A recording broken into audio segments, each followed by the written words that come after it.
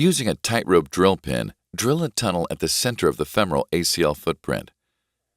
Using the eyelet of the ACL TightRope drill pin, pass a fiberlink suture tape and snap for later use.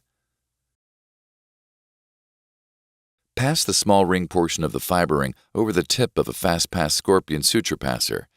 Load the single end of the fiber ring suture into the scorpion. From the medial portal, pass the fiber ring through the intact remnant of the avulsed ACL. Gently pull the end of the shuttle loop to cinch down the fiber ring forming the luggage tag stitch. Multiple fiber ring sutures can be added as needed. Use a fiber wire scissor to cut the fiber ring shuttle loop just below the splice, leaving 2 tails. Unravel the tiger wire leader suture on the ACL Repair TightRope implant assembly card and load approximately 2 inches into the suture eyelet of the fiber ring shuttle loop. Pull the blue tail of the fiber ring shuttle loop to shuttle the leader suture through the luggage-tagged fiber ring suture and back out the passport button cannula. Discard the fiber ring shuttle suture. Repeat this passing step to load the TightRope suture onto subsequent fiber ring sutures for additional luggage tag stitches. Once passing is complete, cut and remove the tiger wire leader suture. Identify and unravel the open limb of the TightRope suture labeled 2 on the assembly card and pass through the previously shuttled ACL Repair TightRope loop. Load 3 centimeters of the single white suture tail labeled 2 through the nitinol passing loop. Fold the suture over the wire to form a crease to prevent any sliding during passage. Place 2 fingers over the top of the card and pull the blue threader to complete the pass. Pull the newly created white shortening strand to remove slack from the loops.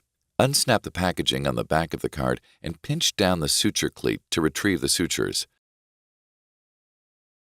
The assembly card is opened, the construct removed, and the card discarded.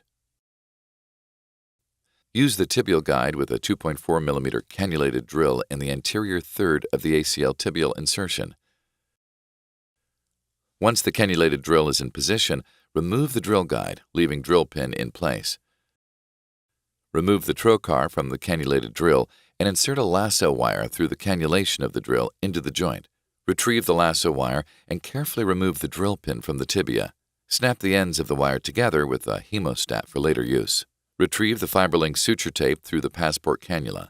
Identify the white TightRope tensioning sutures and the blue TightRope passing suture and load all 4 ends into the loop of the fiberlink suture tape. Do not load the fiber tape into the loop. Using the fiberlink suture tape, shuttle the ACL Repair TightRope through the joint and out the femur.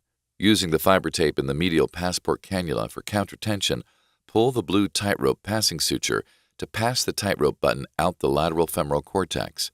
Pull the fiber tape to confirm the button has been flipped. With countertension on the blue fiber tape, gently remove the slack in the TightRope suture by alternatingly pulling the white tensioning sutures 2 to 3 centimeters at a time. Retrieve the lasso wire out of the passport cannula in the medial portal and load the blue fiber tape into the loop.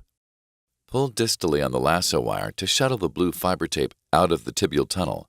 Place the knee in full extension and use the spade tip swivel lock drill from the ACL backup fixation kit to drill a pilot hole 1 centimeter distal to the tibial bone tunnel. The drill is calibrated with a hard stop at 20 millimeters. Use the included 5.2 millimeter tap to tap the pilot hole. Fix the fiber tape using a 4.75 millimeter swivel lock anchor. Put the knee through a range of motion and retension the ACL Repair TightRope tensioning sutures to confirm final construct tension and complete the repair.